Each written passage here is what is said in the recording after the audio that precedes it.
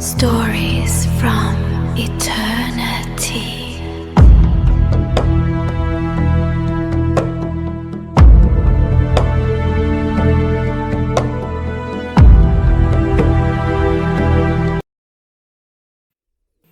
The Voice in the Wasteland. Around the year 1275, a Venetian merchant and explorer crossing the great deserts of Asia wrote down a warning that the travelers on those roads had been repeating for centuries. The merchant was none other than Marco Polo. I'm sure you have heard about him. In his book on the chapter about crossing deserts, he has recorded the danger in plain practical language, the way you would warn someone about bandits and bad water. He wrote that when a traveler falls behind the caravan at night, he may hear spirits calling out to him, calling him by his own name in the voices of his own companions, and that the voices lead men away from the road into the emptiness until they are lost. He was not just describing Iran, he was actually describing a desert further east. But the merchants he traveled with knew the same being under many names across all the deserts of the world. And in Persia, where the caravan roads cross some of the emptiest and the hottest places on the surface of earth, they had their own name for it. Ghul Biyaban, the ghoul of the wasteland. This is a story from the age of the last camel caravans and everything around the monster in this story. The roads that they take, the bells, the rules, the ledgers of the lost is true. So let's get it started. In the heart of Iran, there are two great deserts, the Dasht-e and the Dasht-e Lut. And the Dasht-e Lut is, by satellite measurements, the hottest place on the planet. Part of it are so dead that for years scientists believed that nothing lived there at all, not even bacteria. The old caravan roads that skirted these places, running from water to water and from caravanserai to caravanserai, were built about a day's travel apart because a day's travel was exactly how far you could go before the desert killed you. This happens in the spring of 1857. A caravan of about 30 camels left the city of Yazd, heading east across the edge of the Lut. Among the travelers was a young man named Yusuf. About 19 years old, he was a carpet merchant's son on his first crossing sent along to learn the route. The caravan master was an old man, others called Haji Qasim. He had crossed the Lut more than 60 times, and on the first evening, besides the fire, he taught the new men the rules of the route. Yusuf noticed one thing in particular. The rules about the water and the sun were all given way too quickly. But there was this one rule that was given slowly and twice. At night, said Hasikachi, the desert will speak to you. It will call your name. It will use a voice. You know, your friend, your father, your mother, whom you may have buried. It does not matter which voice it uses. From the moment the sun goes down until the moment it rises, no one, absolutely no one in this caravan answers a voice from the dark. No one calls back. No one goes to look. Am I clear? A man asked him, what if it truly is one of us? What if a man wanders from the camp and needs help. That is why we carry bells, the old man said. And this detail is true, and it is why Persian caravans, if you have seen them, they all rang. Every camel wore a bell, and the lead animals they wore great iron bells that you could hear from across the flat. A lost man did not follow voices; he followed bells, because voices lie. At least that's what the caravan said. Iron does not. So, for the first 6 nights, the crossing was absolutely ordinary, except for the heat and the cold and the tedium of gravel plains. There was nothing extraordinary about it. Yusuf began to think that the rule was a story for children.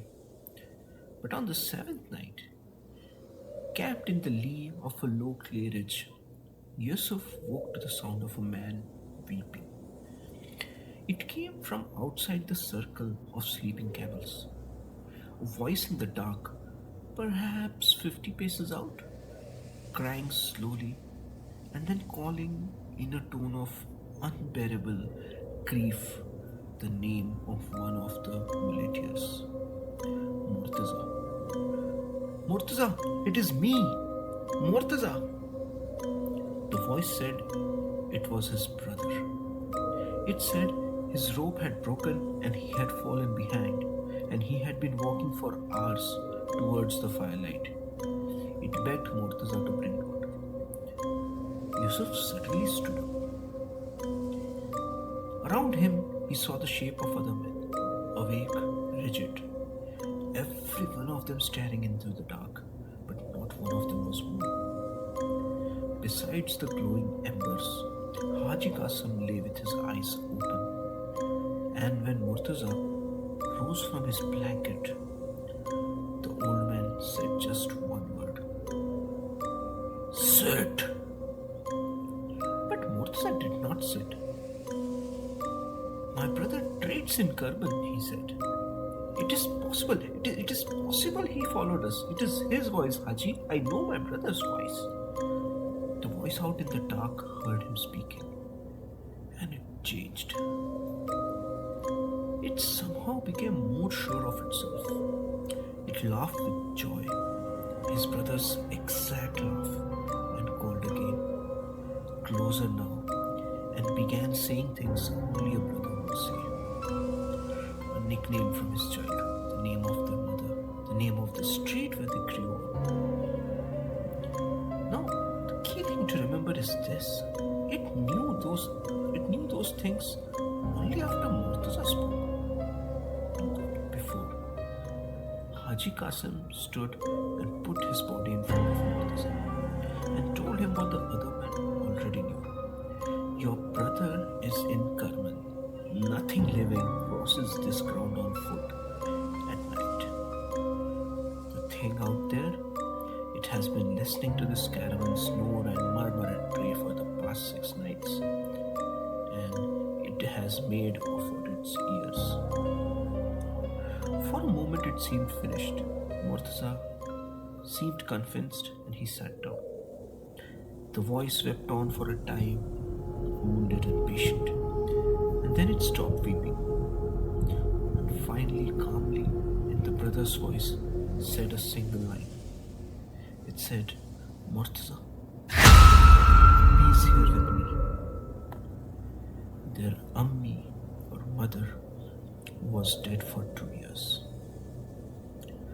What everyone agreed afterward, what Yusuf repeated for the rest of his life, was that this was the moment they had lost him truly.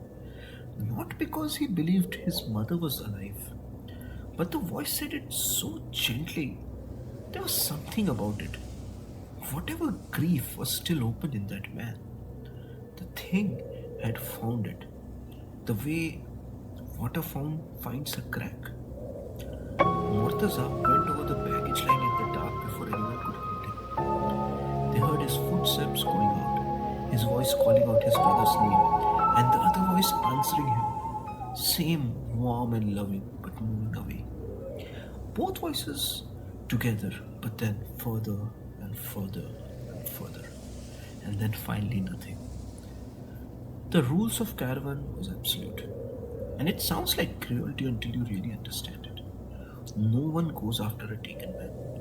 In the dark, a rescuer is only the next voice the desert learns. Haji Qasim rang the great angle for about an hour, the sound rolling out over the flats. Iron does not lie, and no one came in from the darkness. And finally, when it was dawn, they thought they'll start his search. They quickly found his tracks. Now, this is the part which Yusuf could never tell without stopping to steady himself. The tracks went out from the camp in a straight, confident line, the stride of a man walking to meet someone. About 400 paces out, the stride changed. They started becoming longer, as if it was running. And beside his tracks, maybe on either side of them, there was nothing. No second set of prints. Nothing at all the way out, as far as they dared to follow, until his footsteps simply ended on the hard gravel that held no more sign. Now, here's an important thing, right? A man who runs usually runs from something or towards something. But there was nothing there to do with either. The caravan reached the caravanserai at Naiban 2 days later, and there in the cold stone gatehouse, the keeper did what all keepers of the desert stations had done for the centuries. He counted them, he opened his ledger and wrote the caravan's name, and the count of the men who had left the Yazd, and the count of men who had arrived. And in the margin, besides the one missing, the phrase the old ages used because it appeared so often it needed some formula. Lost on the road at night. Yusuf made crossing many more times in his life. He became a caravan master himself, taught the rules to his own new men, always slowly and twice. Traveler accounts from these roads, Persian, Arab, European alike, kept recording the same warnings and the same losses in the same matter-of-fact tone Marco Polo had used about 6 centuries before. These were not legends. These were more like road hazards, like thirst in the desert. The caravans are long gone now. Trucks cross the Lut on asphalt in hours now. Tourists camp in the dunes near Shahdad and photograph the star fields, and the desert has become beautiful the way dangerous things become beautiful once we believe that we have defeated them. But talk to the drivers who cross alone at night and to the desert guides. Some of them will mention, a little embarrassed, the sounds. The lute sings when the wind moves over certain formations. Everyone agrees on that. The wind over the yardams makes sounds like moaning, like crying, and sometimes they say like speech. Now, science has an explanation, and the explanation is fine. The guides accept it completely. And even so, you will notice that when they camp out there, when something in the dark beyond the firelight sounds almost like a word, they have this habit that nobody taught them, nobody needs to explain, but it's as old as the caravans themselves. They just turn up the radio, they rattle a point, they answer with iron and noise. Because the first rule of the Wasteland has still not changed. It only needs one answer to fix on you. So it can call you all it likes. Like, let it use any voice it can find. Your friend, your father, your mother, anyone. Do not answer. Not even once.